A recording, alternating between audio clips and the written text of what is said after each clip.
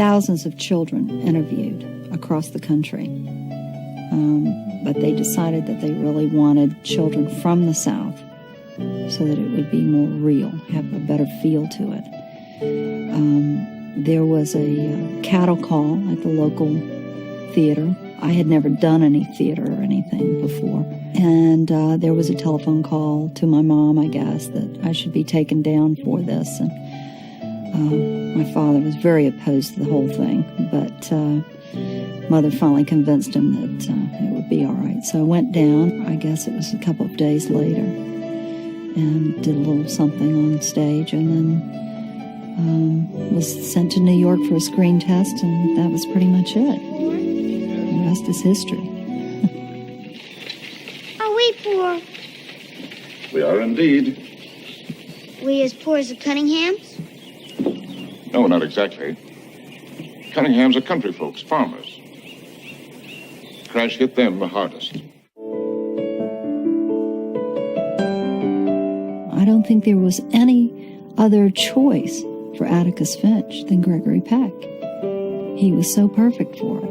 And when we were growing up, you know, the way that he approaches problems that we presented him as children, and even in coming into my adulthood as a child, that guidance was always there, because I lost my parents very early in life, and Atticus was always there. And that same gentle guidance that you see on film, he shared with me growing up.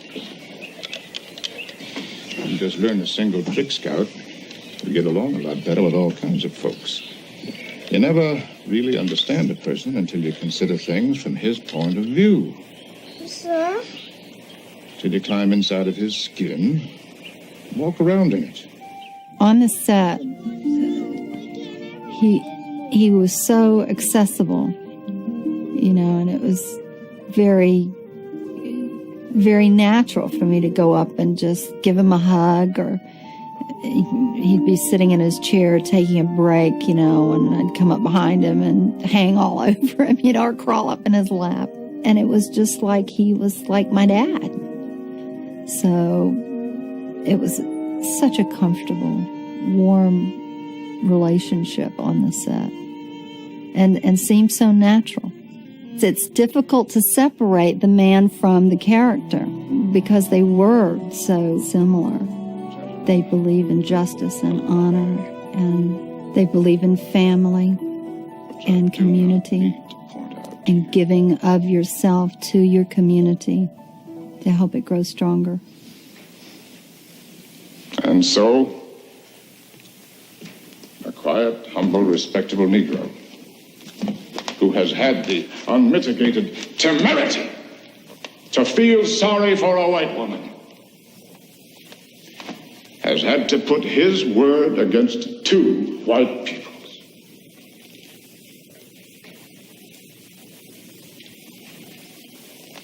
The defendant is not guilty. He has a wonderful way of listening to people that's very important. A lot of people forget that. But the character of Atticus, to be a good lawyer, you have to be a good listener.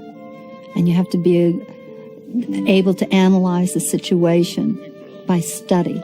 And Gregory Peck is a man of books. He's a man of learning. He really studies things. He studies situations. He would have made a wonderful lawyer. There's been some high talk around town to the effect that I shouldn't do much about defending this man. If you shouldn't be defending him, then why are you doing it?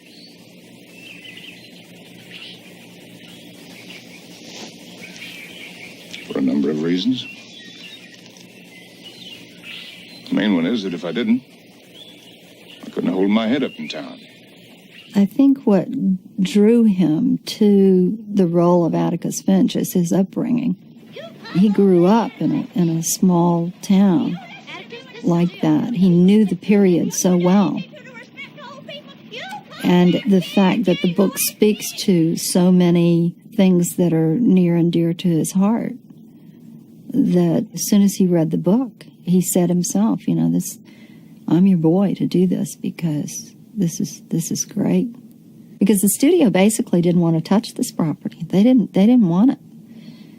And it wasn't until Gregory Peck, took on the job and said, I believe in this picture, that things started moving.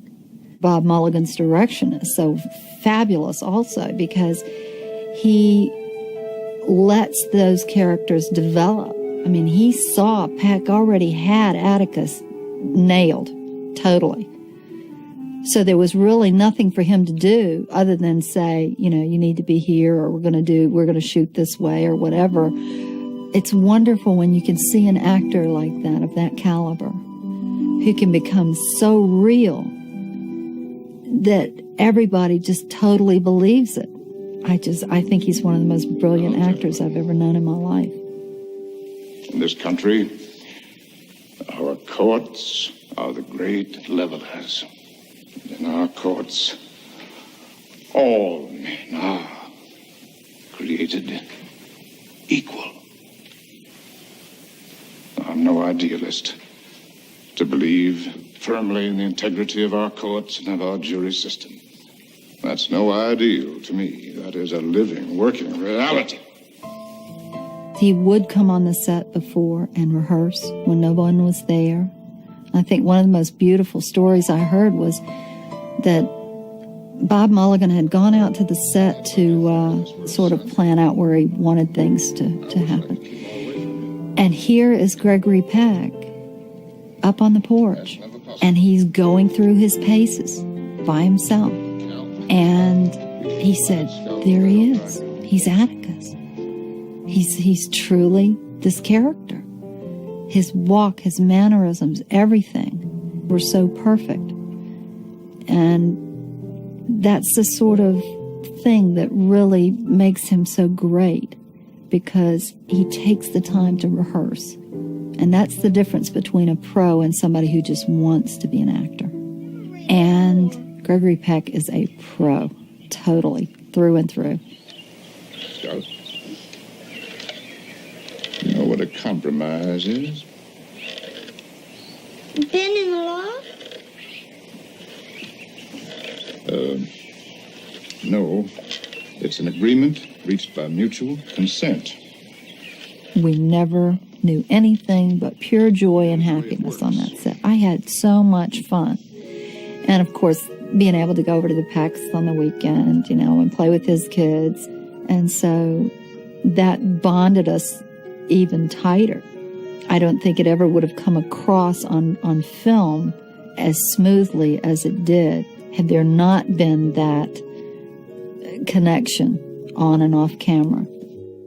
Gregory Peck has always been the same then, in the middle, and now. There's always that love, that understanding, that warmth, that smile, and that deep, marvelous laugh, and it just makes you feel secure. He was my grounding because he didn't change.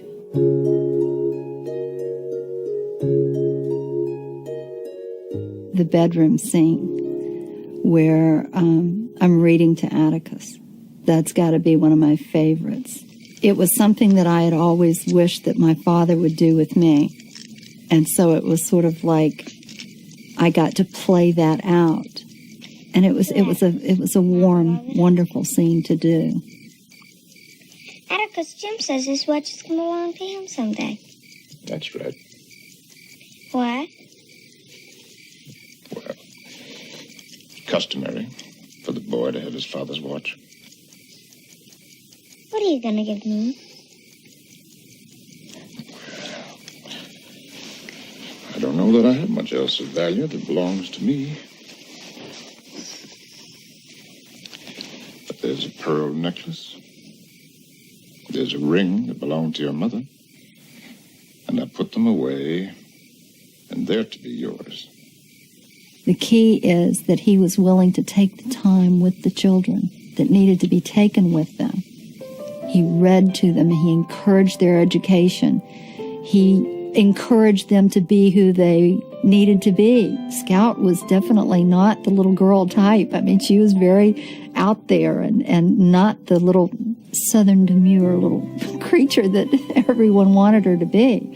You know, she was fire and brimstone out there and spoke her mind. And Atticus was willing to let her be who she needed to be.